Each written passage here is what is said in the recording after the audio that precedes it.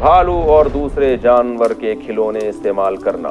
ہم اپنے بیٹے کے لیے اسٹف ٹوائز استعمال کرتے ہیں جیسے بھالو وغیرہ. شرعاً اس کی کیا حیثیت ہے؟ کیا یہ گھر میں رکھنا جائز ہے یا نہیں؟ فیضان صاحب کراچی سے. جائز نہیں ہے.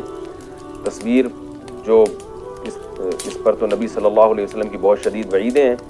تو بچیوں کے لیے گڑیا بعض فقہا استعمال کی اجازت دیتے ہیں، لیکن اس میں بھی مضبوط اور مدلل جو موقف ہے، جو امام ابو حنیفہ کا موقف ہے، وہ یہ کہ بچی کے لیے گڑیا کے استعمال کی بھی اجازت نہیں ہے. پوری شکل بنی ہوئی ہوتی ہے. نبی کے دور میں جو گڑیا ثابت ہے وہ اس طرح کی گڑیا نہیں تھی. اس کے ناک نقش کے بارے میں کہیں بھی نہیں ہے کہ وہ واضح تھے. اس کے بارے میں ہم کچھ نہیں کہہ سکتے وہ کس طرح کی گڑیا جو حضرت عائشہ نے استعمال کی ہے، کیونکہ بعض فقہا کہتے ہیں حضرت عائشہ نے گڑیا استعمال کی ہے بچپن میں اور نبی نے اس پہ انکار نہیں کیا، تو اس لیے اس سے استدلال کرتے ہیں کہ گڑیا کا استعمال بچیوں کے لیے جائز ہے. لیکن دوسری طرف بخاری مسلم کی متفق علیہ صحیح حدیث اتنی کثرت سے ہیں جن میں تصویر کے استعمال کو نبی نے سختی سے حرام قرار دیا ہے. اس میں بچوں میں، بڑوں میں، گڑیا میں، غیر گڑیا میں کوئی فرق نہیں کیا.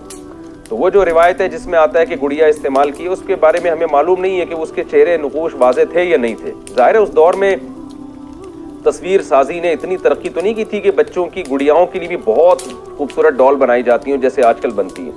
تو اس لیے اس بارے میں راجح قول یہی ہے، حنفیہ کا قول ہے کہ بچیوں کے لیے بھی گڑیا کا استعمال یا ان کھلونوں کا استعمال جائز نہیں ہے.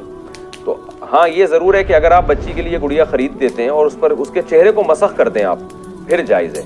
تو بھالو وغیرہ اگر آپ لیتے ہیں تو اس کا چہرہ بگاڑ دیں کسی طریقے سے، جلا کے یا اس پہ کوئی اس کی آنکھیں نکال دیں آپ، ناک تھوڑی سی کاٹ دیں، تو اس کا چہرہ جب مسخ ہو جائے گا تو پھر اس کھلونے کا استعمال بچوں کے لیے جائز ہوگا. میں نے ابھی بچی ہماری بھی ضد کر رہی تھی، ایک گڑیا کے پیچھے بہت زیادہ پڑی ہوئی تھی، گڑیا چاہیے، تو ہم نے بھی لے کے اس کو مسخ کروا دیا اس گڑیا کے چہرے کو.